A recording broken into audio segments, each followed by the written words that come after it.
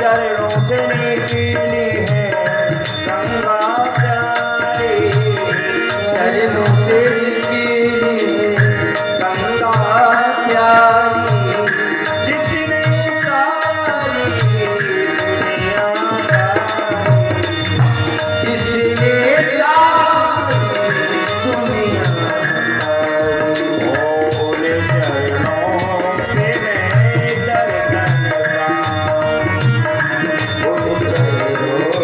मैं दर्शन पाऊं, हे मुरली मनोहर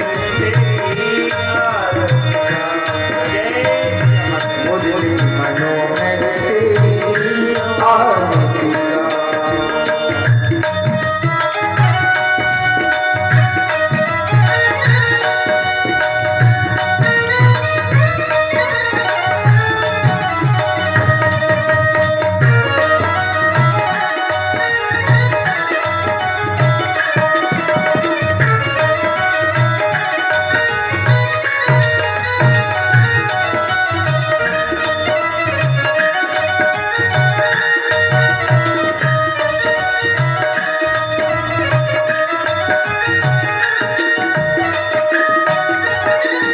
श्री हरिदास प्यारे तुम्हें हो, श्री हरिदास के प्यारे तुम हो, मेरे मोहन जीवन मेरे मोहन जीवन हो, दास अनाथ के नाथ आपे हो, दास आरती के नादे आती हो, सुख दुख जीवन प्यारे साथ आप हो, सुख दुख जीवन प्यारे साथ आपके हो, ओ युगल छवि के मैं दर्शन पाऊं, युगल छवि के मैं दर्शन पाऊं, हे मुरली मनोहर तेरी आरती, मुरली मनोहर तेरी आरती गाऊं, बांके बिहारी तेरी आरती,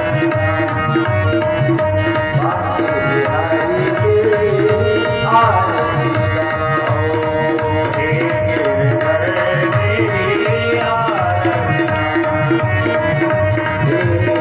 तेरी तेरी आरती तेरी आरती, तेरी आरती गाऊं, तेरी आरती, तेरी आरती बोल कृष्ण कन्हैया। पानी ना तो 10 लाख तुम्हारा वो देखने वाला है का पिता।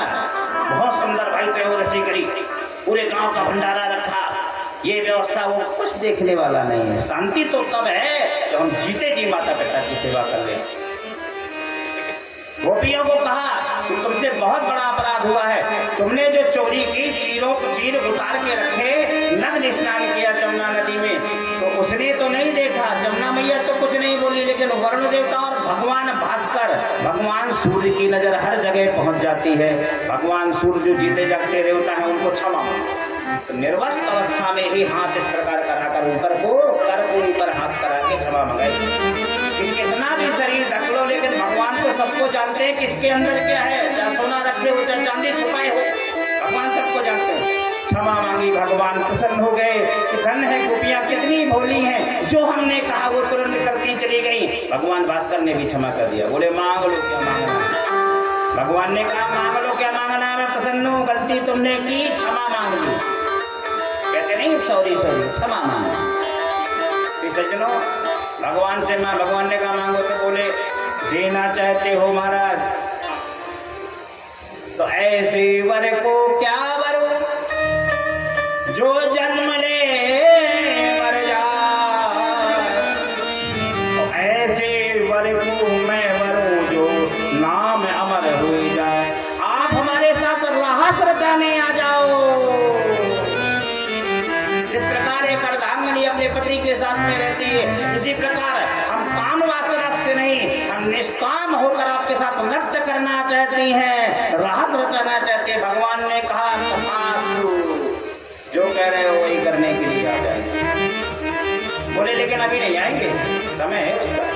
बोले 1 वर्ष इंतजार करना पड़ेगा।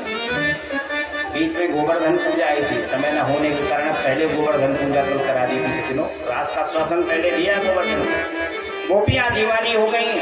गोपियों ने कहा ठीक है महाराज कब आओगे? बोले शरद पूर्णिमा की रात में मैं बंसी बजाऊंगा। शरद पूर्णिमा कुंवार के महीने की पूर्णिमा की रात्रि में जिस दिन अमृत बरसता है, आप लोग बाल्टी में खीर टांग देते हैं, कहते हैं आज अमृत बरसने वाला है, और खीर में अगर एक बूंद गिर गई तो आनंद आ जाएगा। सुबह सुबह कपड़ा कप खीर खाते हैं। बोले शरद पूर्णिमा की रात में मैं आऊंगा और रास रचाऊंगा। बोले तुम नंबर 1 के चलिया हो, हमें विश्वास नहीं है कि आओगे। भगवान ने कहा गारंटी के साथ कह रहा हूं। बोले क्या करोगे? कहते हैं कि काश इतना प्रेम हमने भी किया होता तो गोविंद हमारे यहाँ सेवा करने आ जाते, दर्शन देने आ जाते। ब्रह्मा भी रो रहे कि कितना प्रेम है गोपियों का।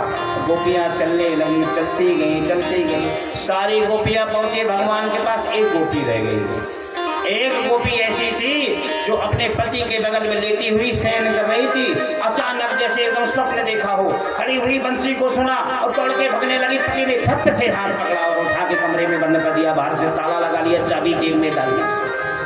ताला लगा दिया, चाबी जेब में डाल दी। लेकिन भगवान कृष्ण के पास भी सज्जनों 1.25 लाख गोपियां बाद में पहुंच पाई। उससे 10 सेकंड पहले वो गोपी हाजिर हो गई। एक गोपी के रूप में कमरे में बंद है और दूसरी पहुंच गई वहां। ये भगवान की लीला है। कैसे पहुंची?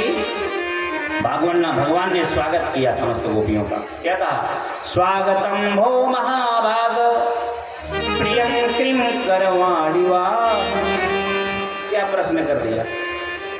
कोई प्रेमी अपनी प्रेमिका को किसी विशेष स्थान पर बुलाए और फिर जब आ जाए तो किस लिए आई हो, किसने बुलाया था, तो उस प्रेमिका के क्या बीतेगा? सांप लौट जाएगा कि हम तो न घर की रही न घाट की रही। भगवान कृष्ण ने ही बुलाया। और जब भगवान कृष्ण के पास गोपियां पहुंच गई तो कह दिया प्रियम किम करवाणी वा, किस लिए आई हो? किसने बुलाया? किसने बुलाया? किस लिए आई हो?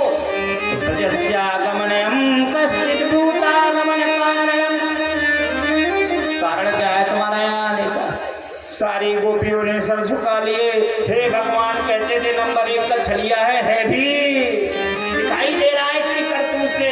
इसी ने वादा किया था कि मधुवन में जब मैं बंसी बजाऊंगा अर्धरात्रि में तुम दौड़ी चली आना। जब हम आ गई तो कह रही है किस लिए आई हो? कह रहा है किस लिए आई हो? अब हम ना घर की रही ना घाट की रही, अब तो हमें प्राण ही देना पड़ेगा, क्योंकि अपने सास ससुर को अपने पतियों को छोड़ कर आएंगे। देखिए रास पंचाध्याय की कथा श्रीमद् भागवत का 5 प्राण है। भगवान का प्राण है कथा में। श्रीमद् भागवत में भगवान का जो महाराज है प्राण है, इसको जान दो तुम्हें। इसमें लास्ट में आपको सार पता चल जाएगा कि भगवान क्या थे। जो दुनिया वाले सोच रहे होंगे ऐसे भगवान थे क्या, तो वो भी बताएंगे कि क्या हुआ, कौन सी लीला है। गोपियां रोने लगी, परमात्मा एक तो प्रेम नहीं करना था, अगर प्रेम किया था आपने ही आश्वासन दिया था तो हमारा परीक्षा क्यों ले रहे हो? अब तो ना हम घर की रही ना घाट की, पतियों को छोड़ाई, सास ससुर को छोड़ाई, संसार को छोड़ाई, अपने दूध पीते बालकों को भी छोड़ाई। अब आपके पास आ गई तो आप कह रहे हो कि किस लिए आई हो? भूतागमन कारणम, कारण बताओ।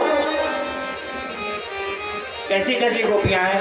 राजन्य सांघोर रूपा घोरत्सवा निषेविता प्रतियान ब्रजम में है स्त्री भी सुपद्धमा।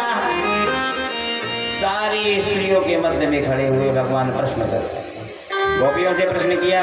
गोपियों जानती हो, एक गोपी थी, वो पतिव्रत धर्म का पालन करती थी। एक समय की बात है, वो बच्चा को खिला रही थी, अपने बच्चे को खिला रही थी। बच्चे को खिलाते खिलाते उसका पति खेती किसानी से काम करके थका हुआ आया था। कहते हैं पति अगर सो रहा हो, अगर कोई कारण नहीं है तो पत्नी अगर बेकारण ही जगा दे हंसी हंसी में, तो पीछे दिन उसका पतिव्रत धर्म नष्ट हो जाता है। ये भी कहते हैं पत्नी स्नान करे, स्नान करने के बाद भोजन बने, रसोई में उस प्रसाद को पहले से चख ले कि मीठा है कि खट्टा, पतिव्रत धर्म नष्ट हो गया।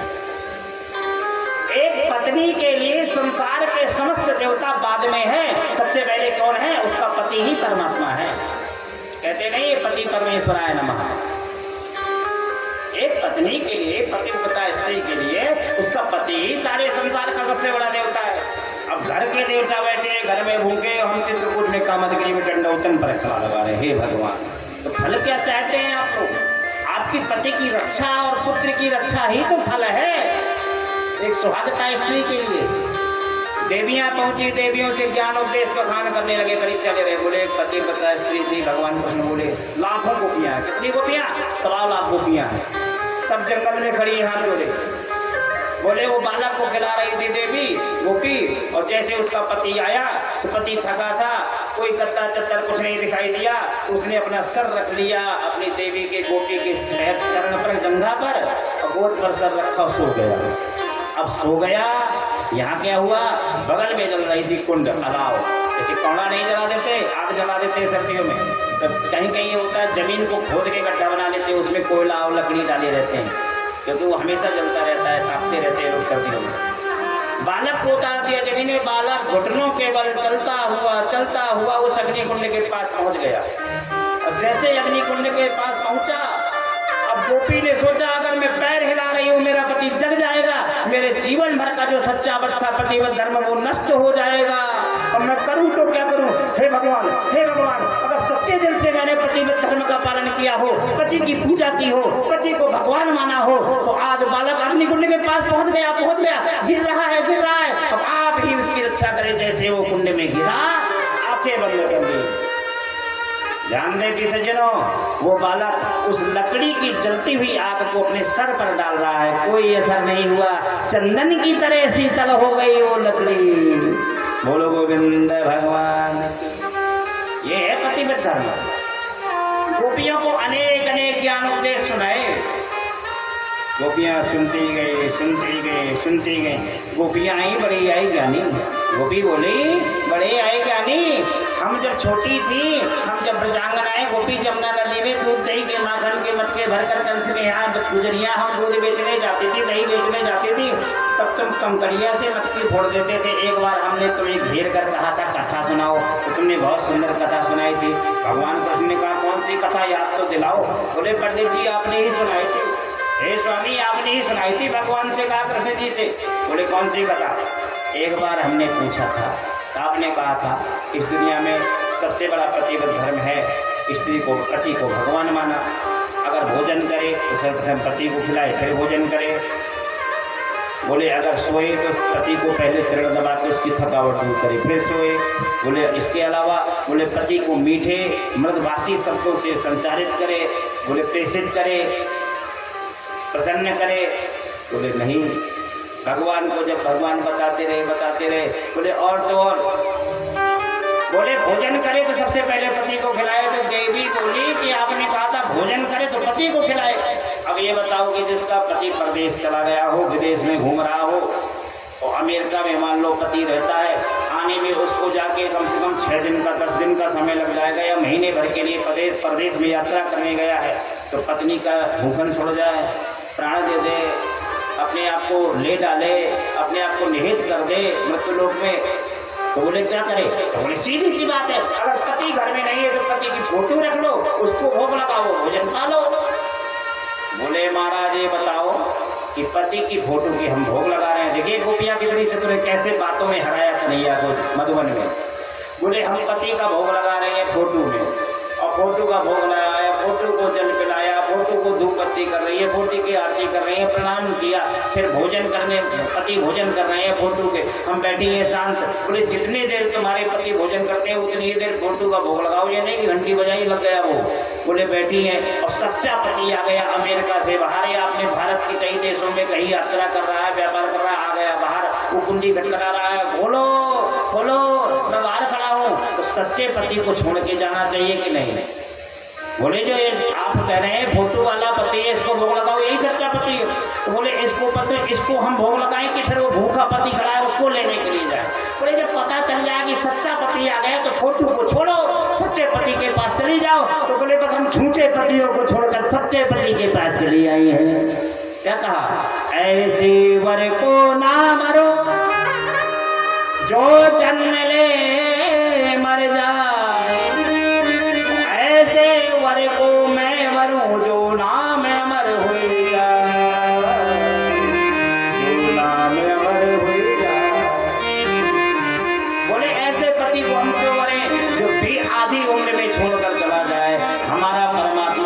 सत्यम परम धीमहि है, कभी इसकी मृत्यु ही नहीं होती।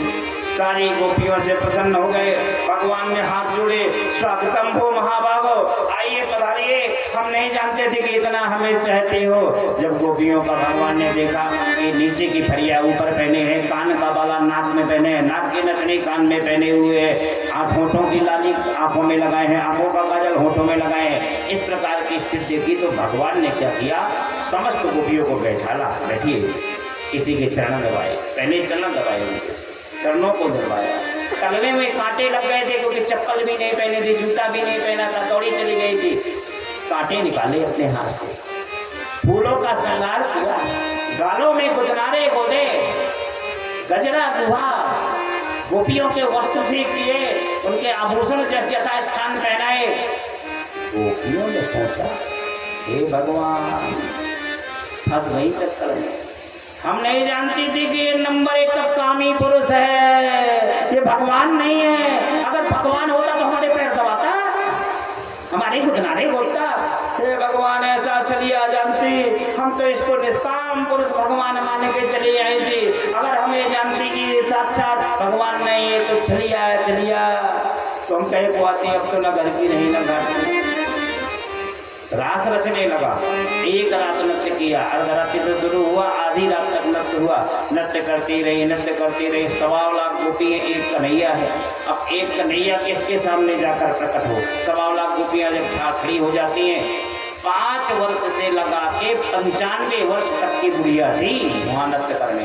ये नहीं था कि केवल बहुएं हो, केवल युवतियां हो, 16 वर्ष की कन्याएं हो, युवतियां हो, ये कुछ नहीं। 5 वर्ष की बालिका से लगा के 95 वर्ष तक की बुढ़िया 16 श्रृंगार करके आई, गोपी बनकर नृत्य किया। आधी रात तक नृत्य किया, उनको अहंकार आ गया कि ये भगवान नहीं है, ये तो छलिया है। भगवान राधा को लेकर अंतर ध्यान हो गए। बोल गोविंद भगवान की। जैसे राधा को लेकर अंतर ध्यान हुआ, गोपियों ने सोचा कि 1.25 लाख गोपी है, 7 वर्ष का छोटा सा कन्हैया कहीं ना कहीं छुपा होगा, बीच में बैठा होगा। बोले क्यों नहीं लगता? कन्हैया को देखा, क्यों नहीं बजांगना, कन्हैया को देखा, हैरी राधा, कन्हैया को देखा, राधा तो है ही नहीं। बोले राधा को ज्यादा प्रेम करते थे वो कन्हैया, 1.25 लाख गोपियों के बीच में प्रेम कर नहीं पाते थे, तो राधा को लेके भग गए, अभी एकांत में रास रचाएंगे, अभी एकांत में नृत्य करेंगे। बोले राधा को बुलाओ, राधा को देखो, राधा कहीं नहीं दिखाई दी। गोपियां रोने लगी, हे मनमोहन, हे छलिया, योगेश्वरी श्री कृष्ण को प्रेम करो, योगी को श्री कृष्ण की माला करो, पूजा करो। तो ऐसा छलिया कृष्ण कि हमें बंसी बजा के रात में इस जंगल में बुला लिया, इस मधुवन में रात में दौड़ी चली आई। अब तो हम ना घर की रही ना घाट की रही, पतियों ने तो त्याग ही दिया। भगी भगाई को कोई घर में रखता है क्या? धंधे भगी भगाई को कोई घर में रखता है क्या? अब हम तो घर से भग के चली आई, अब हमारे पति और सास ससुर तो रखेंगे नहीं, तो क्या करें? बोले कन्हैया ने नहीं चाहा तो मैं सब डूब के मर जाए, और क्या करेंगे? यही उपाय है, दुनिया बदनाम करेगी। भगवान कहते हैं गोपियों, जिसका कोई सहारा नहीं होता उसका गोविंद सहारा होता, जिसका गोविंद सहारा नहीं होता उसका संत सहारा होता। गोपियां जानती है भगवान ऐसा तो नहीं करेंगे। हे प्राणेश्वर, पागलों की तरह चिल्ला रहे, हे प्राणेश्वर, हे चंपा और चमेली, तुम्हें बता दो कहाँ है वो श्री कृष्ण। हे ब्रजांगना, हे बेलीवन, हे कुंजवन, हे निधवन, हे गोवर्धन, तुम ही बता दो वो कृष्ण कहाँ है, तुम ही बता दो वो कृष्ण कहाँ है। हे छलिया मनमोहन, तू भूल गया है इस बन को, बन बन बन के आई प्रभु, देखन को पिया तेरे तन को, देखन को पिया तेरे तन को। गोपियां कह रही है हम तुझे देखने के लिए आई थी, तुझे रास रचाने के लिए, तुझसे प्रेम करने आई थी, तू छोड़ के चला गया। कोई बात नहीं, अब जान गए कि कन्हैया तो आने वाला है नहीं, तो चलो राधा को पुकारो, शायद राधा को बुलाने पर कन्हैया चला है। हे राधे, राधिका, राधिका, तू तू ही हमें गोविंद से मिला दे, तू ही हमें श्याम से मिला दे। चलती गई गोपियां, चलती गई, चलती गई, चलती गई। आगे राधा रानी को लिए कृष्ण चले जा रहे थे मधुबन में, गोपियों को नहीं मिले, आगे लेकर चले गए। राधा रानी को ने कहा, राधा रानी ने परीक्षा ले डाली। राधा रानी के मन में आया कि 1.25 लाख गोपियों में देखो मुझे इतना चाहते हैं कृष्ण कि सबको छोड़कर मुझसे रास रचाने के लिए मुझे एकांत में ले आए, मुझे भगा कर ले आए। राधा रानी ने कहा मैं थक गया हूँ कृष्ण, थक गई हूँ, मुझसे अब चलो ना जाए। कन्हैया लाल ने कहा मैं घोड़ा बना जाता हूँ, मेरे ऊपर बैठ जाओ। जैसे घोड़ा बने, राधा रानी ने एक भी संकोच नहीं किया कि हमारे प्राण प्रीतम है जगदीश्वर है। जैसे कदम को उठाया, पैर को उठाया और बैठना चाहा तो छप से अंतर ध्यान हो गए। बोल कृष्ण कन्हैया लाल की। राधा राम से जमीन पर गिरी। राधा कह रही कृष्ण कृष्ण कृष्ण कृष्ण, अरे कृष्ण छलिया मोहन प्राणेश्वर क्षमा करो, कहाँ गए कहाँ गए। जान गई हमसे अपराध हुआ। वहां से गोपियां चली आ रही है। हे खग मृग हे मधुकर सेनी, हे खग मधुकर सेनी, तुम देखी राधा मृग नैनी, तुम देखी राधा, राधा को चाहोगे, राधा के प्रियतम, राधा को चाहोगे, राधा का प्रियतम, छोड़ा है दासियों को राधा के प्रियतम, छोड़ा है दासियों को राधा के प्रियतम। हम राधा से कहीं न कहीं राधा से कहीं न कहीं हम थोड़ा कम प्रेम करते होंगे तो हमें छोड़ के चले गए राधा के साथ। जब चलती जा रही, चलती गई। एक गुलाब के फूल तुम ही बता दो कन्हैया कहाँ है, क्योंकि गुलाब लेकर कन्हैया जाते थे। एक केतली तुम ही बता दो, क्योंकि कन्हैया को केतली के पुष्प और पसंद थे। एक कमल तुम ही बता दो, कमल के पुष्प से भगवान की पूजा होती, भगवान को बहुत प्रिय कमल के पुष्प। गैया मिली गैया पता तुम ही बता दो, कदम के वृक्ष मिले कदम को तुम ही बता दो। कहाँ कृष्ण कोई नहीं बोल रहा। कौन? आगे बढ़ते गए, राधा मिल गई। राधा बता दो, तुम ही तो बताओ, तुम ही तो बताओ, मेरे प्रिया को ढूंढ के लाओ, मेरे पिया को ढूंढ के लाओ।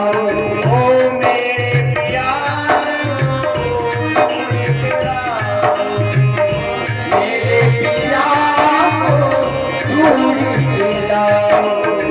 तेरे बिन न रह पाऊंगी ओ मोरे सजना, तेरे बिन न रह पाऊंगी ओ मोरे सजना, तेरे बिना नहीं बजेंगे हाथ की कंगना, तेरे बिना नहीं बजेंगे हाथ की कंगना।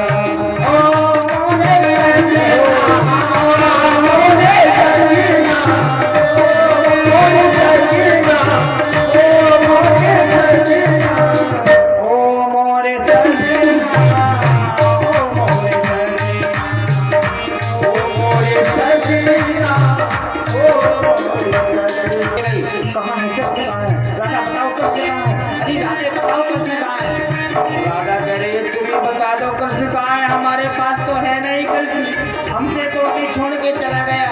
मुझे अहंकार आ गया गोपियों, मैंने सोचा मुझे चाहता है, मुझे भगा के ले आया था आप लोगों को छोड़कर, मैं घोड़ा बन गया, मेरे ऊपर कह रहा था बैठ जाओ, मैं बैठने लगी, छोड़ के चले गए, चलने लगी।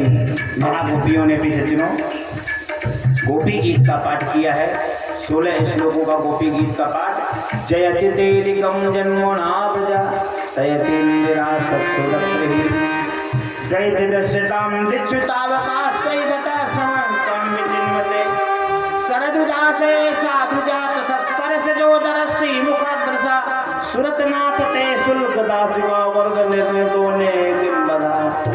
महाराज कहते हैं आजकल रुपये से प्रेम होता है। कैसे प्रेम होता है? रुपये से। जब विवाह होता है ना आजकल की युवतियों का, तो पहले से टेलीफोन से चेक हो जाता है तुम्हारे कितने अकाउंट है, कितना कमाया है। अरे मेरे 50 50 बीघा काबर की जमीन, 30 बीघा मरवा, उत्तराखंड चला। तो देहाती भाषा में थोड़ा सा बोलना पड़ेगा कि सजनों 10 लाख का अकाउंट यूनियन बैंक में, 3 लाख का मेरा स्टेट बैंक में, इतना ठन गोपाल वाले ऐसा झूठ बोल देते हैं, गोपियाँ मोहित हो जाती हैं। और जब विवाह करके आ गई तो घर में ना चाठी न लुटिया, टूट गए कर्म, और सुबह शाम चल रहा है। दुनिया वाले कहते हैं भगवान महंगाई बहुत बढ़ गई है सरकार में। कोई भी सरकार हो, सरकार को दोष देते महंगाई क्यों बढ़ गई, तो फिर पीना बंद कर दिया होगा आपने? पीने वाले तो सब छोड़ दिए, महंगाई है ना, कोई नहीं पीता। पीने वाले अपनी पीने की हरकत तो कम नहीं करेंगे, महंगाई चाहे जितनी बढ़ जाए। रोटी खाने वाले रोटी खाना बंद कर दिए। बताओ कितने लोगों ने रोटी खाना बंद कर दिया, कपड़ा पहनना बंद कर दिया। गांजा पीने वाले, चिलम लगानों ने चिलम पीना बंद कर दिया, लेकिन महंगाई बढ़ गई। कैसी महंगाई है? अरे पीछे चलो, अपने नियम और संस्कार सुधार लो तो घर में कितनी भी महंगाई बढ़ जाए बरकत ही बरकत है। धन की कोई सीमा नहीं रहती। अगर हम शुद्ध है, पवित्र है, हमारा चित्त शुद्ध है, खान पान शुद्ध है, हमारे नियम संयम सही है, तो धन कभी यहाँ वहाँ प्रचालित नहीं होता, धन खर्च नहीं होता, धन स्थिर हो जाता है। लेकिन लक्ष्मी तो चलायमान वैसे भी है। राधा रानी को घेर लिया, राधा रानी बोली मुझे अहंकार आया, मुझे छोड़कर चला गया। क्या कह रहे हैं? वरद निघ्न तो शुल्क दास का, हे कन्हैया, हे श्याम सुंदर, हमने सुना है कि दुनिया वाले रुपए से प्रेम करते हैं। अगर रुपया से प्रेम करते हो तो शुल्क दास का शुल्क ले लो, किराया ले लो हमसे, किराया ले लो, प्रेम दे दो, हमसे रास रचा लो। प्रेम कितना चाहती हैं गोपियाँ? गोपियाँ ये कह रही हैं हमें प्रेम दो, कैसा? हमें हाथ पकड़ के बस साथ में नचने दो, जिस प्रकार एक माता अपने बालक के साथ नृत्य करती है। गोपियों के सामने जब कृष्ण नहीं आए तो क्या किया गोपियों ने? हाथ में लिया जल, जमुना नदी के किनारे पहुंची। ए जमुना, आज मुझे कन्हैया का पता बता दो, नहीं समस्त ऐश्वर्या गोपियां यही जमुना में डूबकर प्राण दे देंगी। क्या किया? समय भी निश्चित कर दिया। बोले 1 घटी के अंतर्गत, माने 30 मिनट के अंतर्गत अगर कन्हैया नहीं आए, आधा घंटा के अंदर, तो हम प्राण दे देंगे, जमुना में डूबकर मर जाएंगी। कन्हैया लाल पहले तो परीक्षा लेते गए कि अपने संकल्प की पक्की है कि नहीं। देखते गए 20 मिनट हो गया, 25 मिनट हो गया, 27 मिनट हो गया, और 30वां मिनट होने जा रहा था जब कन्हैया ने देखा गोपियां अपने अपने वस्त्रों को साथ में लेकर कूदने जा रहे हैं जमुना में, झप से जमुना से प्रकट हो गए। बोल द्वारकाधीश भगवान की, बोल कृष्ण कन्हैया लाल की जय, बोल राधा रानी जय हो। जैसे भगवान प्रकट हुए पीछे चुनो, आज समस्त देवताओं ने जय जयकार की, फूल बरसाए, सुर नर गंधर्व यक्षकिन्नर सब ने प्रार्थना की, भगवान को मनाया, भगवान ने स्वागत किया। आइए, ईश्वराणाम वचः सत्यम तथैवाचारितं क्वचित् तेषां यत् स्वयोचितं युक्तं बुद्धिमानस्य समाचरेत्। ईश्वर के वचन को मानना ही सबसे बड़ी पूजा है। वेद पुराणों की बातों का उल्लंघन ना करना ही सबसे बड़ी आज्ञा है। सुनीति किसे कहते हैं? गुरु जी का चरित्र आपको सुनाया। जो वेद शास्त्रों की बात को माने वही सुनीति। किसी के यहाँ कथा हो और कथा के बाद भी अगर घर में बदलाव ना हो तो फिर कथा का कोई मतलब नहीं है। कथा का प्रभाव वही होता है कि कथा हो जाए तो उस दिन से घर में स्वर्ग नजर आ जाना चाहिए, आनंद ही आनंद होना चाहिए, वही कथा का प्रभाव है। भक्ति दौड़नी चाहिए, बुरे वचनों का त्याग हो जाना चाहिए, क्योंकि दत्तात्रेय महाराज ने 24 गुरु बनाए हैं। 24 गुरु में उनने किसको किसको गुरु माना? हवा को गुरु माना, वैश्या को गुरु माना, पर्वत को गुरु माना, जल को गुरु माना, वृक्ष को गुरु माना, कबूतर को गुरु माना। सुखदेव जी महाराज से राजा परीक्षित ने प्रश्न किया, बोले महाराज एक गुरु में तो चेला को इतने नियम करने पड़ते हैं और 24 गुरु बनाए तो चेला का क्या हाल हुआ होगा? बोले उनके कैसे गुरु बनाए? बोले गुरु भी कई प्रकार के होते हैं। एक होता है दीक्षा गुरु, एक होता है शिक्षा गुरु, एक होता है ज्ञान गुरु, एक होता है मार्गदर्शन गुरु, एक होता है सचेत चेतावनी गुरु, जो प्रेरित करता है, चेतावनी देता है। जहां से हमें कोई अच्छी बात सीखने को मिल जाए वही हमारा गुरु। तो ये क्या है? कृष्णम वंदे जगत गुरु, जगत गुरु की कथा हो रही। तो हमारे कुल में, परिवार में, श्रोताओं में इस प्रकार का भाव जग जाना चाहिए कि हमने कथा सुनी, लोग कहे कि वास्तव में आपने कथा सुनी है। बोल गोविंद भगवान। गोपियों ने रास रचाया, 6 महीने तक नृत्य किया, तो 6 महीना जहाँ पूर्ण हुआ गोपियों का रहस बंद हो गया। अब जानना, अब मैं ये बता दूं कि लोग सोचते होंगे कि कन्हैया ने दूसरी पराई पत्नियों के साथ में नृत्य क्यों किया, तो सुन लीजिए। भगवान की उम्र कितनी है जब भगवान ने गोपियों के साथ पराई स्त्रियों के साथ नृत्य किया? कितनी उम्र है? भगवान की उम्र है 7.25 वर्ष। 7 वर्ष का, 7.25 वर्ष का बालक अंगूठा की किसी भी माताओं की गोद में जाकर लेट जाए और लाड़ा लड़ाने लगे तो आप प्रेम से उसको प्यार करें। 7 वर्ष का बालक है, और वही 27 वर्ष का अगर हो जाएगा तो बताओ कोई माँ अपनी गोद में बैठा है कि नहीं? दुनिया बड़ी बेढंगी है, क्या चर्चा ना उठा दे। 7 वर्ष के कन्हैया, 7.25 वर्ष के कन्हैया को सारी भुजंगाओं ने प्रेम किया। ठीक है, अगर वो सुंदरता पर उन्होंने नृत्य किया होता, उन्होंने देखा होता भुजंगनाएं बड़ी गोपी सुंदर हैं, तो वहाँ कैसी कैसी गोपियाँ थी? कई गोपियाँ तो ऐसी थी जैसे मनुष्य के काले बाल होते हैं, नंबर 1 की काली कलू थी।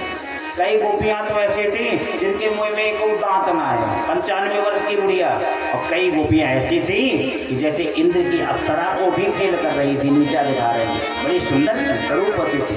5 वर्ष से लगा के 95 वर्ष तक की बुढ़िया के साथ में एक 7.25 वर्ष का जगदीश्वर अगर नृत्य किया तो दुनिया वाले प्रश्न क्यों उठाते हैं कि कृष्ण तो बड़ा छलिया है?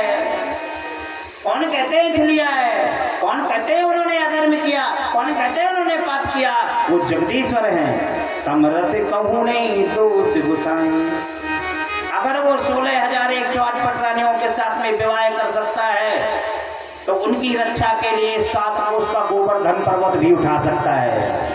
आप 1 नहीं, 2 नहीं, 3 कर लो, लेकिन तीनों पर जब संकट आ जाए तो आप 1 कुंटल का एक हाथ से पत्थर उठाकर दिखा दो, नहीं उठा सकते। जब भगवान 16,108 पटरानियां लाखों गोपियों से प्रेम करते हैं तो उन पर जब संकट आता है तो अग्नि भी पी जाते हैं। दावानल अग्नि को पी गए, दावानल में अग्नि लगी, सारे ग्वाल बाल बछड़ा मरने लगे, गोपियां जाने लगी, रोने लगी, ताईमाम करने लगी, उनकी रक्षा के लिए अग्नि पी गए। कोई बात नहीं, जब भी आपकी वो 3 प्रेमिकाएं हैं, 3 पत्नियां हैं, उन पर कोई संकट आ जाए तो चूल्हे की अग्नि का एक कोयला ही खा के दिखा देना, लकड़ी का एक कोयला ही जीभ में रख के दिखा देना, हाय दैया करते घूमोगे। ऐसे मेरे जगदीश्वर है। अब बताओ भगवान पर दोष है कि नहीं? ये बात समझ में आई हो तो एक बार तालियां दो। बोलो गोविंद भगवान।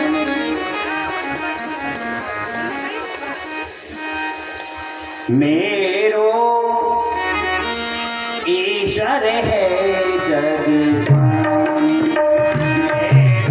मेरो ईश्वर है दानी बिन सिर बाजू रबयलियों पर आप सरिस होना है दानी को दिया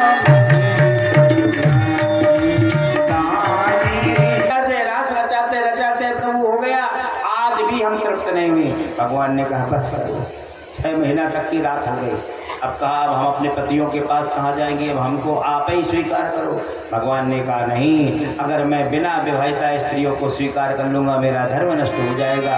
बोले नहीं, आप जिसकी हो उसी पर परमेश्वर का रूप देखना तो आपका पति ही भगवान हो जाएगा, मेरा रूप नजर आएगा।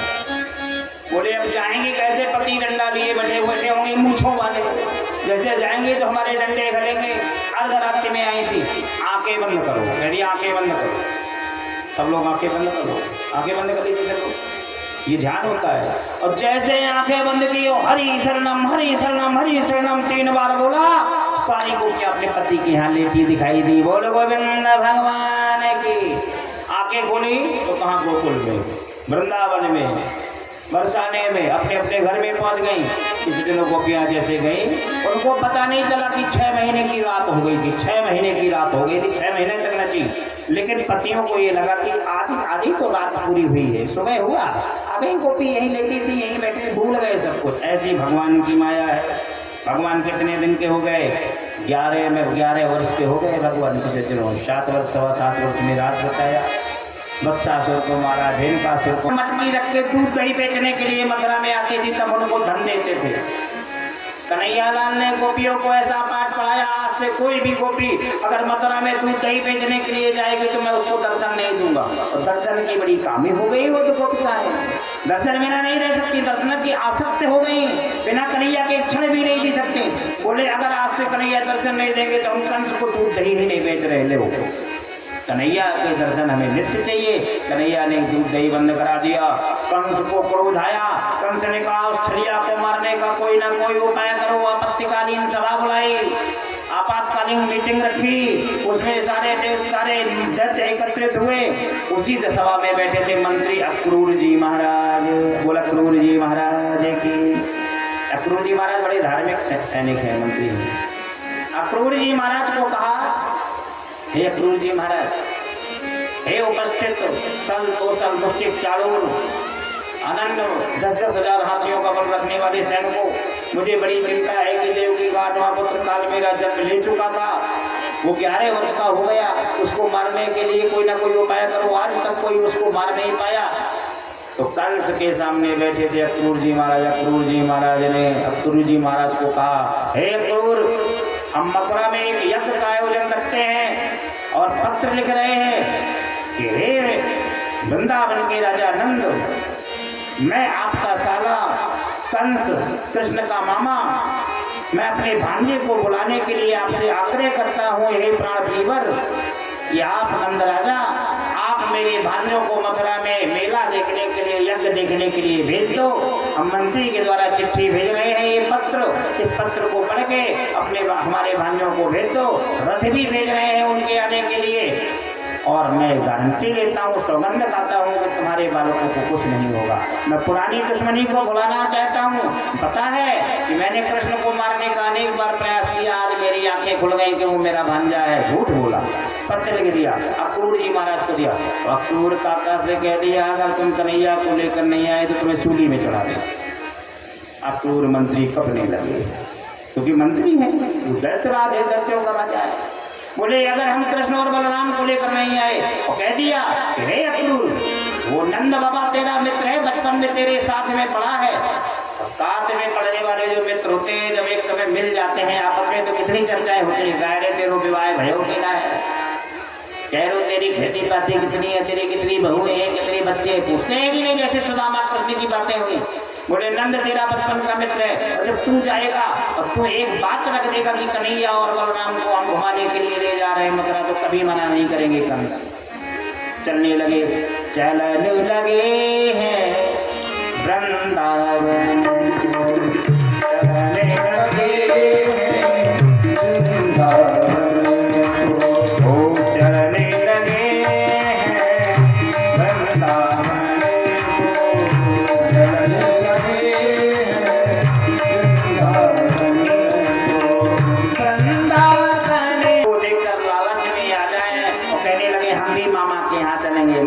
चलेंगे। एक बात होती है, विशेष बात, ध्यान दें।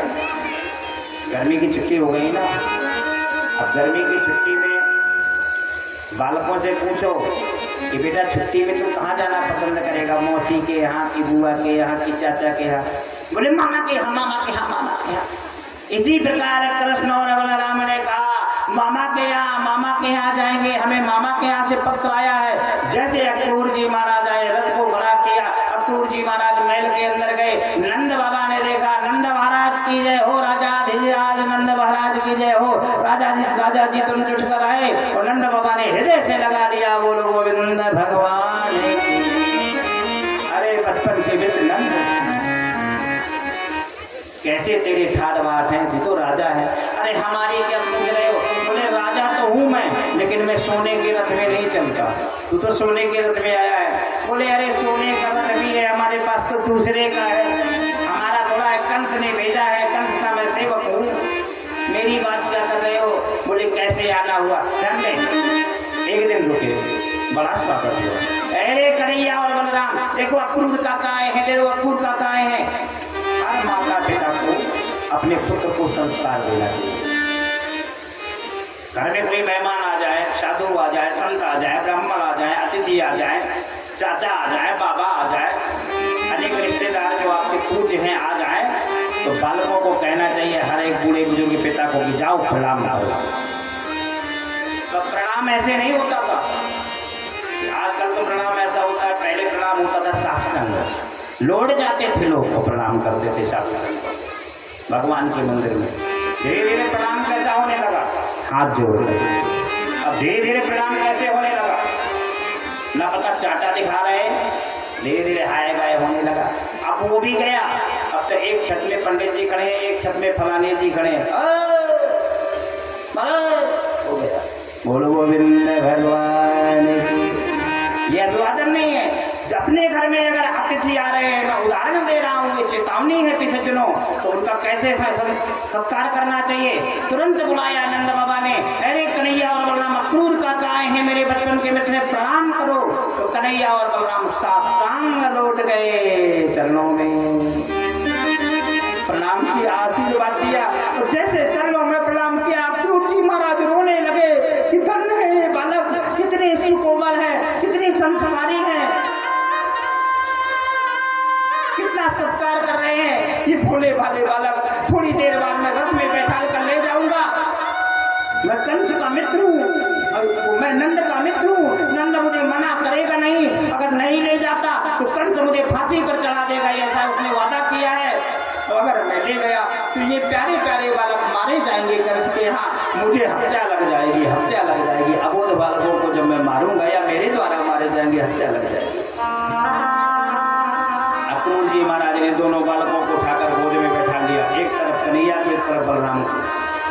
घर में कोई बड़े बुजुर्ग भूखा पधार जाए या बाबा, तो बालक क्या पूछते हैं, बाबा बाबा आपके जमाने में कौन से खेल हुआ करते थे? बोले लाला लाला हम गिल्ली डंडा खेल खेला करते थे। तो बैट बल्ला तो चलता नहीं था। बोले लाला लाला नंद बाबा और हम तुम्हारे पिताजी साथ में पढ़ते थे। बड़ी प्यारी प्यारी मीठी मीठी बातें हो रही हैं। धीरे धीरे अक्रूर काका अपने बगल में दाईं ओर एक पत्र दबाए हैं, चिट्ठी जो कंस के हाथ से आई है। अब ध्यान दें, मेहमान अगर आ जाए, एक दिन रुके तो नहीं पूछा जाता किस लिए आए हैं। मेहमान एक दिन रुक जाए तो कोई नहीं पूछता किस लिए आए हैं। स्वागत होता है, सत्कार होता है, लड्डू खिलाओ, आज ये पिलाओ, आज ये करो, ये करो, तरह तरह के पकवान खिलाए जाते हैं। बड़े ध्यान से सुने सभी लोग। अब दूसरे दिन मेहमान रुक जाता है तो आज दाल रोटी में काम चला गया। दूसरे दिन केवल दाल रोटी, क्योंकि ज़्यादा खिला दिया मेहमान को तो ऐसा तो नहीं जो 4-5 दिन टिक जाए। तो दूसरे दिन दाल रोटी, और तीसरे दिन और रुक गए तो फिर घर वाले पूछे देते, महाराज कैसे आना हुआ? पूछ दिया अक्रूर काका कैसे आना हुआ, आपका आने का कारण क्या है? आंखों से आंसू देती रही। बोले हे अक्रूर, तू मेरे बचपन का मित्र है, और एक मित्र से वर्षों वाला मित्र मिले, पुराना मित्र मिले, तो रोने की बात क्या है, तू रो क्यों रहा है? बोले सच्ची बात बताऊं, मैं कृष्ण और बलराम को मथुरा ले जाने के लिए आया हूँ।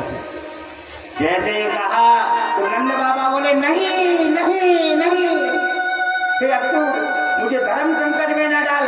तू चाहे मुझसे धन ले ले, चाहे दौलत ले ले, चाहे गैया ले ले, चाहे हाथी ले ले, घोड़ा ले ले, महल ले ले, भूमि ले ले, स्वर्ण ले ले, चांदी ले ले, कुछ भी ले ले, मुझे भी सेवा में ले ले, लेकिन मेरे लाला को न ले। वही स्थिति उत्पन्न हो गई त्रेता युग की। इसका बेशुद्ध मोहि प्राण की नाई, और राम देत नहीं बनत गुसाना। बोले मैं कृष्ण को नहीं दूंगा, मैं बलराम को नहीं दूंगा, कि कृष्ण और बलराम मेरे आंखों के तारे हैं, बुढ़ापा का सहारा है, अगर इनको ले गया तो ध्यान दें वही कृष्ण वही राम है, वही राम वही कृष्ण है। बोले अगर ये कृष्ण गया तो कहते नहीं है, जब राम चला गया तो कहते हैं राम नाम सत्य है, राम नाम सत्य है। जब ये कृष्ण ही चला गया तो शरीर में बचेगा क्या? मैं इनके बिना नहीं रह पाऊंगा। अक्रूर जी महाराज ने कहा मेरी गारंटी है, इसकी रक्षा की जिम्मेदारी मेरी है, मैं इसकी रक्षा करूंगा। कंस कुछ नहीं बिगाड़ पाएगा। बोले तू जानता नहीं है कंस को, जब यही कन्हैया एक दिन का था, पालने में लेटा था, तब वो कंस के सैनिक मारने के लिए आ गए थे। फिर पूतना को भेजा, सकटासुर को भेजा, अघासुर को भेजा, तृणावर्त को भेजा, अनेक राक्षसों को मार मार कर मेरा कन्हैया इतना हुआ है, 11 वर्ष का हो पाया है, तू ले जा रहा है, कंस मार डालेगा। अब सूर्य जी महाराज ने सौगंध खाई कि मेरे प्राण चाहे चले जाए लेकिन कन्हैया को कुछ नहीं होगा। लेकिन नंद बाबा ने तो की हाँ नहीं की, लेकिन धन्य है वो कृष्ण और बलराम। बोले बाबा बाबा हम मामा के यहाँ जाएंगे, हम मामा के यहाँ जाएंगे, हम मामा के यहाँ जाएंगे, क्योंकि मामा जी ने चिट्ठी लिख के भेजी है। और किसी बालक को पता चल जाए कि मामा के यहाँ उसके भाई का विवाह है, छोटे मामा का विवाह है, मौसी का विवाह है, ये मामा भागवत करा रहे हैं, तो फिर बालक नहीं रुक सकता, जाकर रहेगा। बड़ी प्रसन्नता होती है मामा के यहाँ जाने की। कन्हैया और बलराम उछलने लगे मामा के यहाँ जाएंगे, और जैसे तैयार हुए, जब बालक ही जिद करने लगे तो मैया यशोदा ने और नंद बाबा ने दोनों ने तैयार कर दिया। ठीक है तैयार कर दो, जाने लगे। बैठ गए रथ में। जब जाने लगे तो माता यशोदा रोने लगी। बोले हे लाल, हमें विश्वास है कि तू असली माँ के पास जा रहा है, मैं तेरी सगी माँ थोड़ी हूँ, मैंने तो तेरा पालन पोषण किया है, जिस माँ ने तुझे जन्म दिया है वो मथुरा में ही तो है। जब तू जाएगा असली माँ को तू देखेगा, 11 वर्ष तक तो मैंने पाला पोसा, जहाँ असली माँ मिल जाएगी तू मुझे भूल जाएगा कन्हैया, भूल जाएगा। बोले माँ मैं ये सौगंध खा के कह रहा हूँ कि मैं तुम्हारी यादों को कभी नहीं भुला सकता। आपके हाथों की बाजरे की रोटी, आपके हाथों की माखन मिश्री, चूरमा के लड्डू मैं कभी नहीं भूल सकता मैया। मैंने उस माँ को तो देखा ही नहीं। बोले अब तो दिख जाएगी वो माँ। चलने लगे, बैठ गए रथ में, और जैसे ही जा रहे थे तो ग्वाल वालों को पता चल गया, सीता माँ, मनसुखा, धनानंद, गजानन, कन्हैया जा रहा है, कन्हैया जा रहा है, कन्हैया मथुरा जा रहा है, कन्हैया मामा के यहाँ जा रहा है। सारे ग्वाल वाल आ गए और रथ के सामने आकर खड़े हो गए। बोले अरे कन्हैया झूठा, नंबर 1 का झूठा, जीवन भर तूने माखन चला चला कर चोरी की, आज भी तूने बात छुपाना छोड़ा नहीं, तूने हमें बताया नहीं कि मामा के यहाँ जा रहे हो। तो बोले क्या चाहते हो, तुम्हें भी चलना है, चलो तुम भी चलो। ग्वाल वाल भी साथ में जाने लगे। ध्यान दें कैसे ग्वाल वाल है, नितांत गरीब है, नितांत गरीब। हाथों पे सजनों, पैरों में पादुका नहीं, तन में झंगुरिया नहीं, फटे हुए कपड़े पहने, और जब कन्हैया के साथ जाने लगे, चल ही रहा था रथ। सो भी सजनों, राधा को पता चला, ललिता को पता चला, विशाखा को पता चला, ब्रज की सारी गोपियों को पता चला। गोपियां बोली कन्हैया जा रहा है, ए प्राण प्रीतम कन्हैया जा रहा है, कन्हैया जा रहा है। सारी गोपियां आकर रथ के सामने खड़ी हो गई। बोले हे प्राणेश्वर, प्रेम किया था छोड़ गयो, जो छोड़ गया था वो नर प्राणी। प्रेम किया था छोड़ गयो, जो छोड़ गया था वो नर प्राणी। जीव निकल के जाए सके तो जाए गयो है यूं महारानी। जिस प्रकार जीव शरीर से निकल जाता है, शरीर को छोड़ के चला जाता है, इसी प्रकार अगर तुझे जाना है तो चला जा, हमारा शरीर मरा हुआ मिलेगा। गोपियों को कहा, गोपियों घबराओ नहीं, मुझे जाते समय रुलाओ नहीं, मैं जाऊंगा फिर लौट कर आऊंगा। गोपियां बोली हमें विश्वास नहीं है, एक बार तूने रास रचाने में छोड़ दिया था तो बहुत देर में आया था, हमें रुला दिया था, हमें विश्वास है अब लौट के नहीं आएगा। सारी गोपियों ने हाथ में हाथ लगाए, हाथ में हाथ पकड़े, और 1.25 लाख गोपियां रथ के सामने लेट गई। बोले चल निकल जा, अब हमारे ऊपर से रथ चढ़ा दे, रथ चढ़ा दे और निकल जा। रथ को चढ़ाते हुए ऊपर से जब रथ चढ़ेगा हमारे प्राण चले जाएंगे, प्राण चले जाएंगे, फिर कोई कौन देखने वाला है, कौन कहाँ गया। भगवान तुरंत रथ से नीचे उठे, सभी गोपियों को हृदय से लगाया। बोली हे गोपियों घबराओ नहीं, मैं आश्वासन देता हूँ कि भले ही मैं मथुरा जाऊंगा वृंदावन को छोड़ के, वहाँ मेरी असली माँ मिल जाएगी, पिता मिल जाएंगे वसुदेव जी, लेकिन मैं आपका प्रेम नहीं भूलूंगा गोपियों, नहीं भूलूंगा। चलने लगे हैं मथुरा नगरी, चलने लगे कैसे धूम में प्रभुवर बसा तुझा कैसे ढूंढूं मैं प्रभुवर बसा तुझा जब बिना दिल से घर बसा मन भटके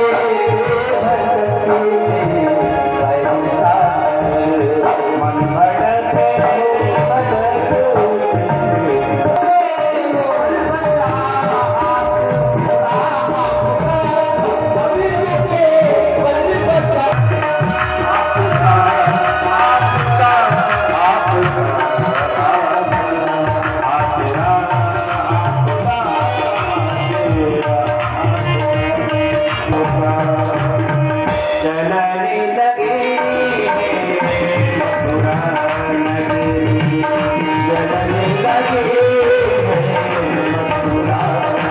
चलने लगे चलने लगे चलते गए चलते चलते मथुरा में एक सुंदर सा बगीचा दिखाई दिया। सुंदर बगीचे से भूख लगी है। मैया ने माखन मिश्री मोतीचूर के लड्डू दूध दही माखन सब बांध दियो। रेशम के पटका में पिछले मोतीचूर के लड्डू माने और जैसे पटका खोलो पहुंचे बगीचा में सुंदर तालाब भी है। पीछे जमुना नदी का ही जल स्रोत बन के आ जाता है। जल को पिया, भोजन किया, सारे ग्वाल वाले दिया। माली ध्यान दे, कोई भी भांजा ममाने में जाए पंडित मामा पंडित मामा पंडित मामा, जो दिखाई दिया वही मामा। और जितनी बहनें दिखाई दी सब मौसी मौसी मौसी। बोले माली मामा माली मामा माली मामा। ये सुंदर फूल किसके लिए गुज रहा है? माला किसके लिए बना रहे हो? बोले कंस के लिए बना रहा हूँ, कंस के सैनिकों के लिए बना रहा हूँ। तो बोले ये माला हमें पहना दे। सुदामा नाम का माली, उसका नाम था सुदामा। सुदामा नाम के माली ने सारी की सारी माला कंस को पहनाना भूल गया, सारे ग्वाल वालों को पहना दी, कन्हैया को पहना दी, बलराम को पहना दी और साष्टांग दंडवत किया। ये माली कौन था? माली का परिचय दे दे। ये माली त्रेतायुग का माली था।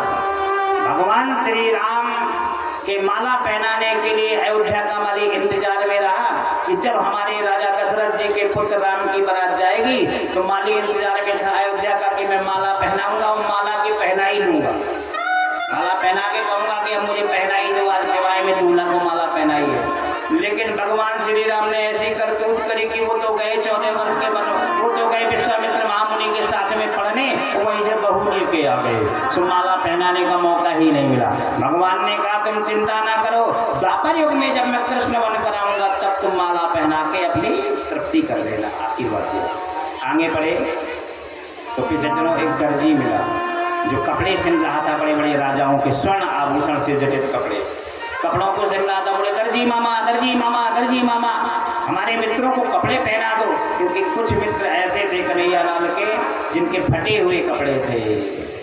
सीधा माँ मनसों का 4-4 जगह से फटे कपड़े।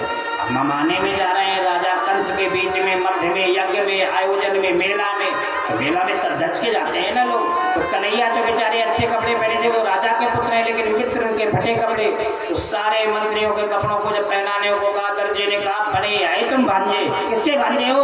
बोले हम कंस के भांजे हैं। बोले बड़े आए कंस के भांजे, कंस का भांजा ऐसा होता है? चले जा रहे हो पटर पटर करते हुए, फटे कपड़े पहने तुम्हारे मित्र। भगवान को आई गुस्सा, बोले देखो तो मूर्ख कैसे बोल रहा है। दर्जी मामा के पीछे चलो, दर्जी मामा से कह दिया कि दर्जी मामा पहना दो नहीं, अच्छा नहीं होगा। दर्जी मामा तुरंत चरणों में गिर गया और कपड़े पहना दिए। बोल गोविंद भगवान। बीच में धोबी मामा मिला था, कपड़े साफ कर रहा था, उससे कपड़े मांगे थे, धोबी ने कपड़े नहीं दिए। धोबी ने कपड़े नहीं दिए, पीछे चलो। वही धोबी को आज भगवान ने एक थप्पड़ मार के उसका उद्धार कर दिया, प्राण ही निकाले मारे गुस्सा के। ये देखो सब मामा तो हमारी बात मान रहे हैं, केवल एक ही मामा कंस का परम प्रेमी आया, उसका उद्धार किया। आगे बढ़े तो एक सौरंद्री कुब्जा मिली। ये कुब्जा कैसी है? 3 जगह से टेढ़ी है, पैरों से टेढ़ी, कमर से टेढ़ी और पीठ से टेढ़ी, गर्दन से भी टेढ़ी। कुबर नहीं जिसने करा था, कहते हैं कुबरानी, कुबर जैसे मंथरा थी तो कुबर निकला था 3 जगह से। ऐसे जब सौरंद्री मिली, चांदी की कटोरी में चंदन लगे हुए है, जैसे ही पहुंचे भगवान श्री कृष्ण मथुरा नगरी के बाहर। जैसे ही दिखाई दी वो कुबड़ी बोली मौसी मौसी, अरे सुंदरी सुंदरी। अरे काली गलती को कोई सुंदरी कह दे तो बड़ी प्रशंसा होती, वाह मुझे पहली बार किसी ने सुंदरी कहा। अब उस कुबड़ी को कोई तो सुंदरी नहीं कहता, हमेशा कुबड़ी कुबड़ी कहते। आज कह दिया सुंदरी हमें चंदन तो लगा दो। उस सुंदरी ने तुरंत कटोरी से उठाया चंदन और चंदन को फूल से भरने के बाद सबके चंदन लगा दिया। कृष्ण और बलराम के सारे मित्रों के। सौरंदरी कुब्जा से कहा मांग लो क्या मांगना है। वो बोली अगर देना चाहते हो तो स्वयं अपने आप को ही दे दो। बोले अभी तो नहीं, लेकिन आगे जब मैं भौमासुर की कन्याओं को राजकन्याओं को मुक्त करूंगा तब मैं तुम्हें पति रूप में मिल जाऊंगा। बोलो गोविंदा भगवान की। आगे बढ़े, जब आगे गए भी सज्जनों तो 2 हाथी खड़े हैं विशाल। उनको 10-10 हजार घड़े मदिरा पिला दी। कितनी 10-10 हजार घड़े मदिरा पिए थे और मदिरा में मस्त हो गए। और उन हाथियों से कहा कि जैसे वो कृष्ण आए काला काला कृष्ण छलिया कृष्ण, उस कृष्ण को पैरों के नीचे कुचल कुचल कर मार देना। हाथियों से कह दिया, पहचान करा दी। जैसे ही हाथियों ने देखा हाथी मारने के लिए दौड़े, हा करते हुए आवाज करते हुए मारने दौड़े। तुरंत हाथियों के पैरों को पकड़कर कृष्ण और बलराम ने जमीन पर पटका। बोल कुबलिया पीठ मर्दन भगवान। हाथियों के प्राण कंस के मर्दन भगवान, कंस मर्दन भगवान कंस को मारने के लिए पहुंच रहे हैं। एक एक दैत्य का वध सुने कैसे भगवान ने कंस को मारा। क्योंकि कंस का मारना अगर नहीं सुन पाया, ये कथा को नहीं सुना, तो आपकी बुद्धि में जीवन भर कंस ही बैठा रहेगा। कुबलिया पीठ हाथी को मारा। आगे बढ़े, अब ध्यान दें, बड़े पीछे चलो, मन को स्थिर करिए, कथा पढ़ाइए। यहाँ माना वो मैं बहुत इंपॉर्टेंट कथा है। जैसे आगे बढ़े तो उनको क्या दिखाई दिया, एक धनुष रखा हुआ है कंस के महल में। उसकी दहलान पर उसके दरवाजे में एक धनुष रखा है। कहाँ रखा है? एक सुंदर सा चबूतरा है, उसके ऊपर धनुष विराजमान है। जैसे कृष्ण जी ने धनुष को देखा, दाऊ भैया से कहा, दाऊ भैया जानते हो त्रेता युग में धनुष को तोड़ा था तो सुंदरी सीता मिली थी। सीता जैसी हमें बहू मिली थी। अगर यहाँ भी धनुष को हमने तोड़ दिया तो मथुरा में भी एक बहू लेकर चले जाएंगे। अभी हमारे बहू तो है ही नहीं, हमारा विवाह तो भय होना है। जैसे पहुंचे उन्होंने धनुष को उठाया और धनुष को उठाकर धड़ाम से तोड़ दिया। सारी पृथ्वी हिल गई, सारे देवता घबरा गए। धनुष टूटने पर कम से कम तालियां तो बजा सकती। बोलो गोविंद भगवान की। इतना भावुक हो जाते हैं कि भूल जा रहे हैं कि धनुष टूट रहा है, कि हमारा पैर टूट रहा है। बोलो गोविंद भगवान। धनुष टूटा, सारी पृथ्वी कंपायमान हो गई, सारा जगत बचाओ, जय मां, रक्षा करो, रक्षा करो। कंस का मुकुट हिलने लगा, संसार हिलने लगा। कंस के बाजू बंद खुल के गिर गए, मुकुट खुलकर गिर गया। कंस घबराया, कंस उठा, उठ के नीचे गिरा सिंहासन के, फिर सिंहासन में बैठा, फिर जब पृथ्वी नीचे गिरा। कंस जान गया मेरा काल आ गया, मेरा काल आ गया। क्यों? कंस ने एक बार कठोर तप किया था। जब उसको पता चला था कि तुम्हारे पिता नाना उग्रसेन ने दुर्मिल नाम के राक्षस की छाया पड़ने के कारण तुम्हें जमुना नदी पर बहा दिया था। तुम किसके पुत्र हो? नाना उग्रसेन के पुत्र हो, सूर्यसेन बाबा के पुत्र नहीं हो। सूर्यसेन के यहाँ तो तेरा पालन पोषण हो रहा है। बसदेव ने ये बात बताई। जब ये बात बताई तो वही कंस ने भगवान शिव की तपस्या की कि मैं आज नाना उग्रसेन से लड़ने के लिए मुझे तपस्या करनी होगी। राजाओं से तभी लड़ेंगे जब मेरे पास बहुत बड़ी कृपा हो, गुरु की या भगवान की तपस्या की। भगवान भोलेनाथ प्रसन्न हो गए, बोले मांग लो क्या मांगना है। तो कंस ने कहा भगवान अगर प्रसाद देना चाहते हो तो ऐसा प्रसाद दे दो जिसको लेने के बाद जिंदगी में हमें कोई हरा ही ना पाए, मार ही ना पाए। भगवान भोलेनाथ ने कह दिया लो ये धनुष ले जाओ। इस धनुष को जब तक तुम सुरक्षित रखेगा तब तक तेरे प्राण नहीं जाएंगे, और जिस दिन धनुष टूट जाएगा तो तुझे मारने से कोई बचा ही नहीं पाएगा। धनुष टूटा, कंस जान गया कि अब मुझे मारने वाला लग रहा है मेरे यहाँ आ गया। तुरंत सल तो सल मुष्टिक चाड़ूर को खड़ा किया। ए पहलवानों, तुम लोगों ने 500 घड़े मदिरा पिलाई है, मैंने जीव हिंसा कर करके खिलाया है, मोटे ताजे हो गए। राक्षस हैं, राक्षसों का यही तो खान पान होता है। जो इन कार्यों को करे, ऐसे बुरे व्यसनों को करे तो उसको मनुष्य ना जानिए, राक्षस ही जानो। जैसे ही बुलाया बोले आ जाओ कृष्ण और बलराम को मारो।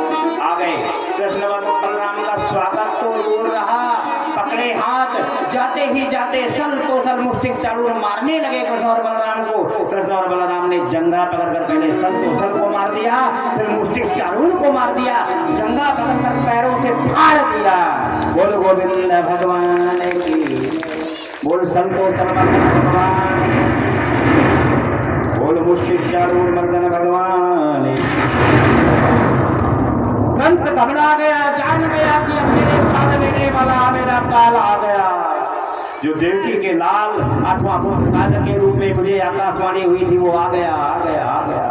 अब मैं क्या करूं? कंस उठा है, धीरे धीरे समय बीता, नाना उग्रसेन को मुक्त किया। अब समस्या एक खड़ी हो गई कि जो वहां का मथुरा का राजा था उसके प्राण चले गए, मार दिया गया, तो राजपथ पर कौन बैठे? राजपथ खाली डला हुआ है। तो पीछे जनों वहां राजा को बैठाने के लिए नाना उग्रसेन को हथकड़ी बेड़ी से मुक्त किया, नाना उग्रसेन का राज तिलक कर दिया। बोल गोविंद भगवान की, बोल राधा रानी की जय। जब नाना उग्रसेन का राज तिलक हुआ, नाना उग्रसेन ने अपने नाती को उठाकर गोद में बैठाया। बोले धन्य है प्रभु, आज लाला बन के लीला दिखाने के लिए आए हो, मुझे मुक्त कर दिया, अब मुक्त करके राजपद पर क्यों बैठाया है? मुझे संसार से ही मुक्त कर दो, बुढ़ापे में मैं राजा बन के क्या करूंगा? धीरे धीरे समय आया। एक दिन भगवान कृष्ण अपनी अट्टालिकाओं पर बैठे हैं, अट्टालिकाओं पर बैठे। अट्टालिका तो जानते हो, अटारी, यहाँ में बोलते अटारी, अटारी पर चढ़े हुए हैं। वहाँ झरोखा है, बड़ी बड़ी खिड़की है। उन खिड़कियों से उन्होंने गोकुल की ओर नजर डाली, वृंदावन की तरफ देखा। जैसे वृंदावन की तरफ देखा तो माता यशोदा की याद आ रही है। वृंदावन के वृक्ष दिखाई दे रहे हैं, जमुना महारानी दिखाई दे रही है, गोपिकाओं की याद आ रही है। उद्धव महाराज आ गए, उद्धव जी आए, उद्धव जी ने प्रणाम किया। उद्धव जी दसम भक्त है भगवान के, 10वें श्रेष्ठ भक्त हैं। जैसे आए उद्धव जी महाराज ने प्रणाम किया, बोले अरे कन्हैया आपको प्रणाम, अरे कृष्ण आपको प्रणाम, तू तो जगत का देवता है। जगत के देवता के दर्शन करने के बाद दुनिया का दुख चला जाता है, लेकिन आप तो स्वयं आंसू बहा रहा है, तेरा दुख कहाँ गया? तू क्यों रो रहा है? तूने तो बड़े बड़े साधुओं की संगत की है, तू साक्षात भगवान है, और भगवान ही रोए तो उसके दुख को मिटाने के लिए कौन आएगा? क्यों रो रहा है? तुरंत भगवान कृष्ण ने कहा उद्धव से, उद्धव मोहि ब्रज विसरत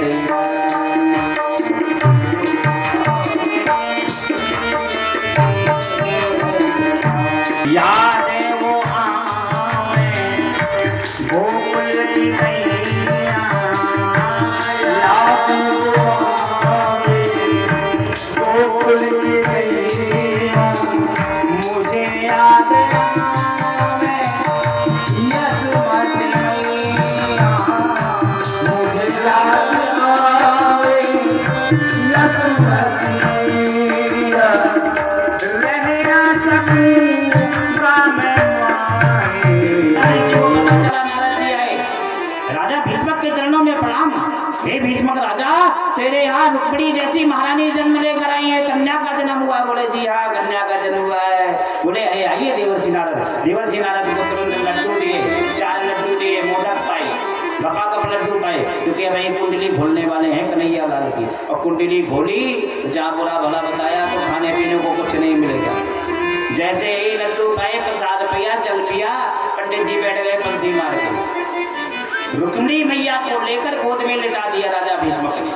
राजा भीष्मक ने पूछा, नारद जी कृपा करके हमारी कन्या के विषय में बताओ, इस कन्या का विवाह कहाँ होगा? कितना पढ़ी लिखेगी? किस क्षेत्र में, किस राजा के यहाँ इसका विवाह होगा? क्योंकि बड़ी सुंदर सुकोमल है, 5 वर्ष की कन्या है। जैसे ही पूछा तो भगवान ने गुण और दोष बताना शुरू कर दिए।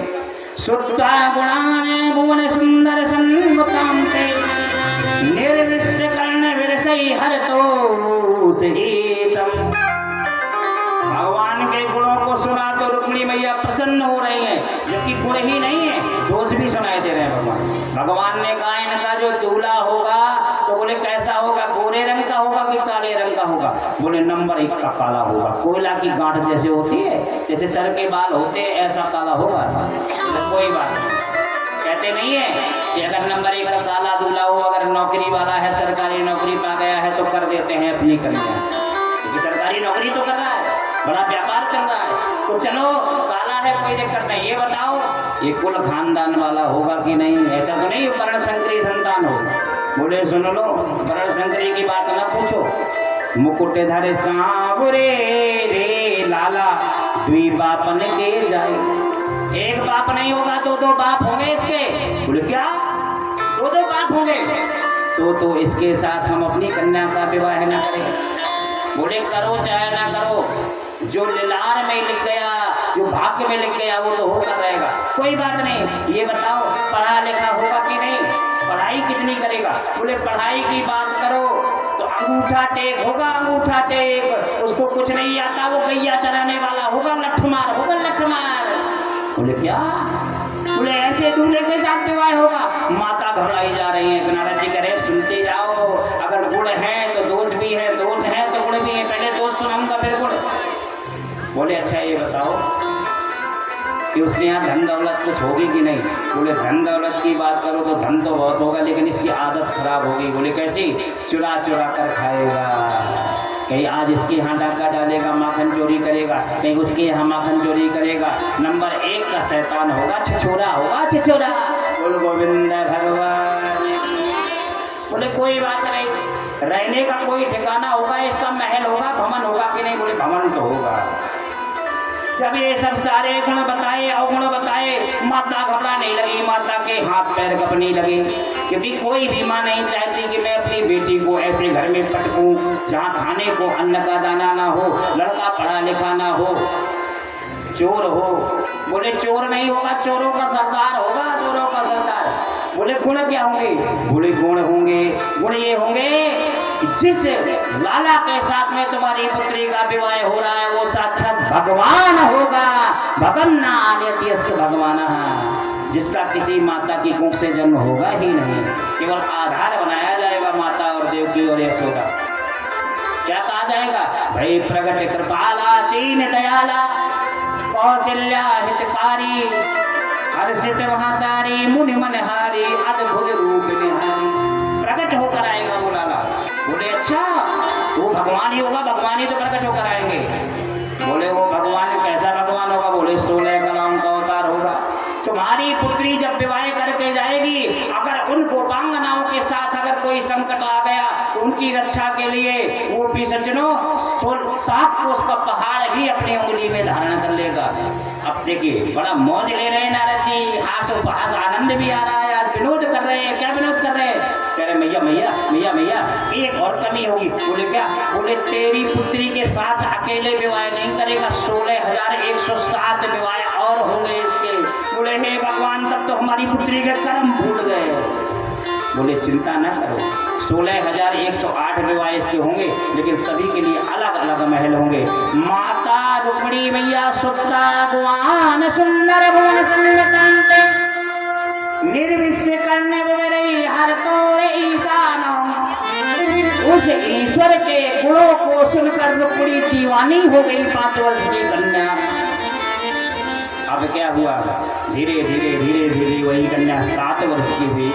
राजा भीष्मक ने अपने पुत्र रुक्माग्रज से कहा, हे रुक्माग्रज जाओ, तुम्हारी पुत्री विवाह के योग हो गई है, उसके लिए सुंदर वर की तलाश करो। जब वर की बात आई तो राजा भीष्मक के पुत्र रुक्माग्रज ने सोचा कि चंदेली गांव, महाराष्ट्र में जो चंदेली गांव पड़ता है, गुजरात की रुक्मिणी थी और महाराष्ट्र में चंदेली गांव है जो, तो चंदेली गांव के राजा का नाम है शिशुपाल। तो क्यों ना अपने मित्र के साथ में विवाह कर दूं अपनी बहन का, क्योंकि मित्र के सारे गुणों को जानता हूं कि वो नशा पत्ती करता नहीं है, दुर्गुणों से दूर है, राजा है, चंदेली गांव का राजा है, एक छत्र सम्राट है, उसी के साथ विवाह कर दूं। रुक्मिणी मैया ने तो मनसा वाचा कर्मणा कृष्ण को ही 5 वर्ष में ही पति मान लिया था, जब से नारद जी ने बताया था। दीवानी हो गई। जब पता चला कि हमारे भैया ने चंदेली गांव के राजा शिशुपाल के साथ विवाह सोच दिया है मेरा, तो रोने लगी।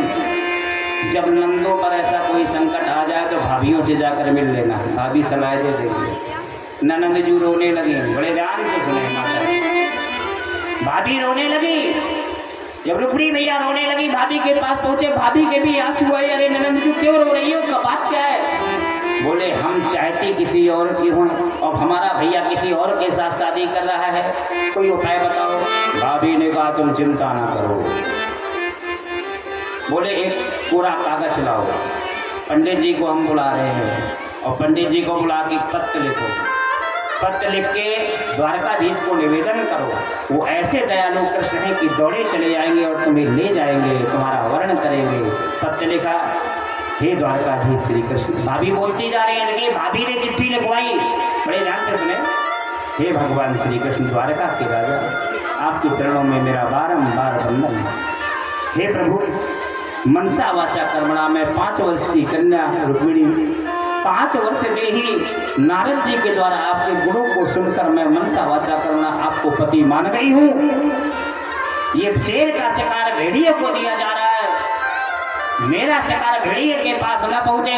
मैं तो आपका शिकार हूँ, आपकी ही अर्धांगिनी बनने के लिए मैंने संकल्प ले लिया है, न कि मैं शिशुपाल के यहाँ जाऊंगी। क्षमा करना, मैं तो विवाह करूंगी तो कृष्ण से करूंगी द्वारकाधीश। मैं तो गौरी मंदिर पूजन के लिए जाऊंगी, जैसे ही गौरी मंदिर में पूजन करूंगी 3 बार घंटा बजाऊंगी, टन टन टन, और तीसरी बार जैसे घंटे की आवाज आए दौड़े चले आना, मुझे ले जाना, नहीं आए तो वहीं शरीर को योगाग्नि द्वारा भस्म कर दूंगी। बोल रे पुरे मैया, बोल कृष्ण कन्हैया मैया। जाने करत गिर जाए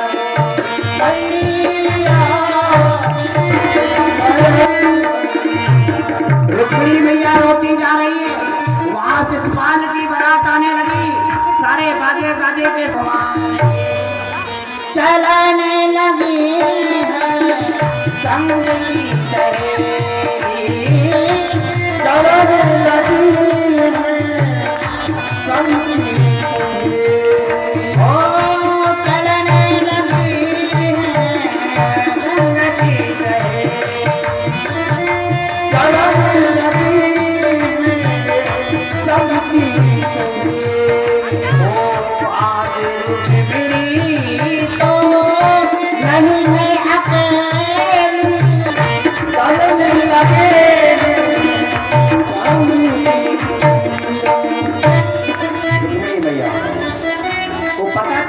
शिशुपाल के साथ मेरा विवाह होने वाला है और शिशुपाल की बारात चल चुकी है। पंडित जी को पत्र पकड़ाया, चिट्ठी लिख के दे दी, भाभी से लिखवाई गई चिट्ठी। भाभी ने काम बनाया ना नंद जी का। अब भाभी के लिए जैसे चिट्ठी पकड़ाई पंडित जी को, जाके द्वारकाधीश को पकड़ा देना। द्वारकाधीश ने चिट्ठी पकड़ी, यहाँ क्या हो रहा है? रुक्मिणी मैया गौरी मंदिर में पूजन करने के लिए गई, कह दिया था 3री बार घंटा बजेगा, अगर आप नहीं आए तो वहीं प्राणों को योगाग्नि द्वारा भस्म कर दूंगी, शरीर को जला दूंगी। रुक्मिणी मैया गई, जय गजवदन खड़ानन माता, जगत जननी दामिनी दुति गाता, जय जय गिरिवरे राज किशोरी, राज किशोरी। सहेलियों के साथ जैसे ही गिरजा मंदिर पर पहुंची, गिरजा मंदिर पर पहुंचने के बाद पीछे सुनो, ऐसी गिरजा मैया की पूजा की सेवत तो मैं आपके चरणों में बारंबार दंडवत करती हूँ। राजा भीष्मक की पुत्री रुक्मिणी, मैं मनसा वाचा कर्मण्या आपको 5 वर्ष में ही पति मान चुकी थी। चंदेली गांव का राजा शिशुपाल मुझे विवाह करने आ रहा है, मेरा भाई कहीं उस व्यक्ति के साथ विदा ना कर दे, जल्दी मुझे ले जाओ। अगर 3 बार घंटा बजाऊंगे गौरी मंदिर के पूजन में, अगर नहीं आए तो वहीं शरीर को त्याग दूंगी। जैसे टन टन टन घंटा बजाया, रुक्मिणी का हाथ पकड़ा, द्वारकाधीश श्री कृष्ण भाग गए। बोले द्वारकाधीश श्री कृष्ण भगवान की जय, बोले राधा रानी की जय।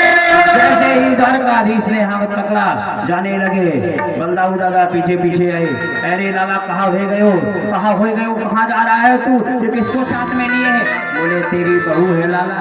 ए दाऊ दादा तेरी बहू है, तेरे लिए सुंदर सुंदर रोटी बनाएंगे। द्वारकाधीश श्री कृष्ण रुक्मिणी मैया को साथ में लेकर चले गए। यहाँ चनेनी गांव का राजा जो शिशुपाल है उसको बारात लेकर वापस अपमानित होकर जाना पड़ा। राजा रुक्माग्रज ने जो भीष्मक का पुत्र है बीच में भगवान से युद्ध किया, भगवान मारने लगे तो रुक्मिणी मैया ने भक्त से हाथ पकड़ लिया कि महाराज अब मारो नहीं, आपका साला ही तो है, भले ही अत्याचारी है, आपका हमारा भाई ही तो है, किसी बहन के सामने भाई के प्राण नहीं देख सकते। तुरंत बचा दिया, छोड़ दिया। बोलो गोविंद भगवान की। जैसे भगवान ने हाथ पकड़ा तो राजा भीष्मक पहरा लगवा दिया था रुक्माग्रज ने। कैसा पहरा? आदिदेव की मैया ने तुरंत कहा प्रभु कहाँ गए थे द्वारका के राजा, कहाँ गए थे लाला, तू बिना बताए जाए में। जब मूंछों वाले बराती भोजन करते हैं ना, रसगुल्ला जलेबी कलाकंद बालूशाही खाने को बैठते हैं और माताएं गाली देने लगे तो और धीरे धीरे खाते हैं, थोड़ा और समय लग जाए। क्या गा रहे हैं? मुकुट धरे सांवरे लाला द्विबापन के जाए, मुकुट धरे सांवरे लाला द्विबापन के जाए, लाला द्विबापन के जाए, मुकुट धरे सांवरे से बदला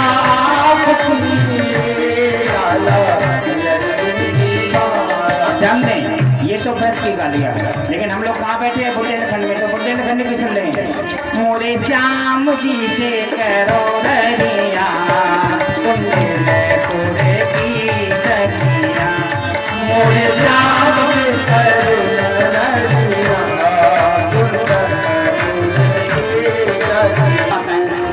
मारे बड़े बड़े बलवान। इनको छोटे मोटे न जानो, छोटे से लग रहे हैं, देखने में छोटे हैं बड़े खोटे। ओ मारे बड़े बड़े बलवान, मारे बड़े बड़े बलवान, इनको जाने सकल जहां।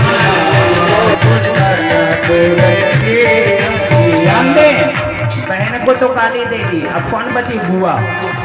बुआ को गाली दे रही है, क्या कह रही है? मन की करे न काहू की सुनती, मन की करे काहू की सुनती, मन की करे न काहू की सुनती, मन की करे न काहू की सुनती, तुम्हारे पन में गाता बुंदी। हाँ इनकी से कहीं बतिया गोरे की मोरे श्याम सुनी करे ररिया,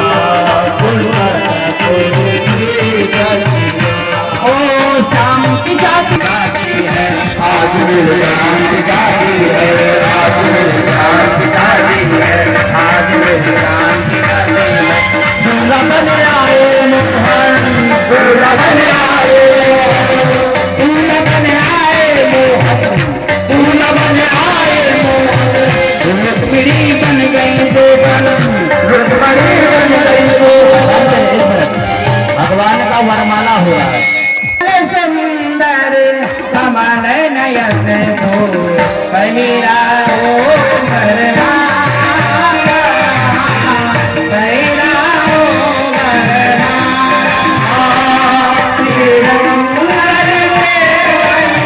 कमल नयन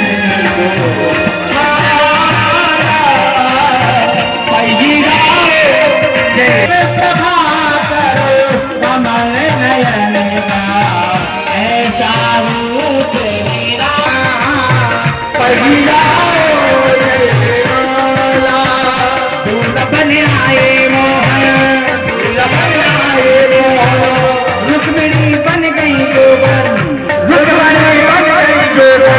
ओ ऐसा लगता है सारे संसार की शादी है।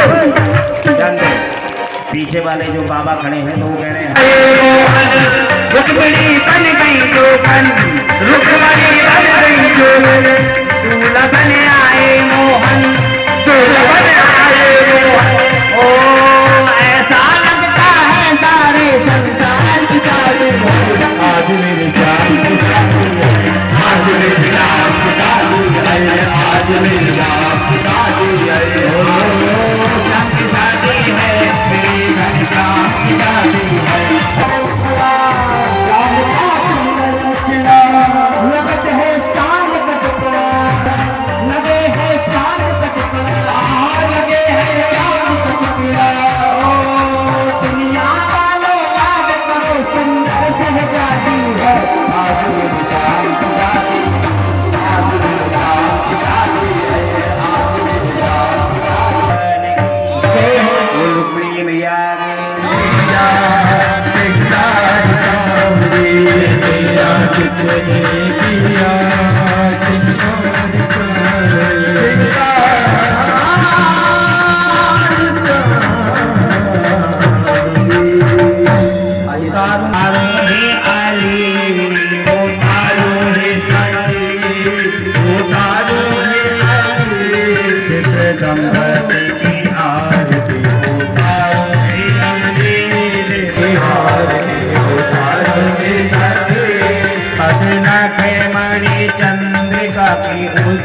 प्रभात आते रहे मन को लोढ़ा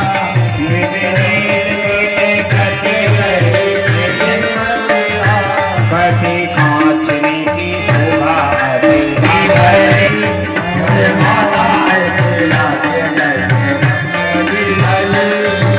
दंपति की आरती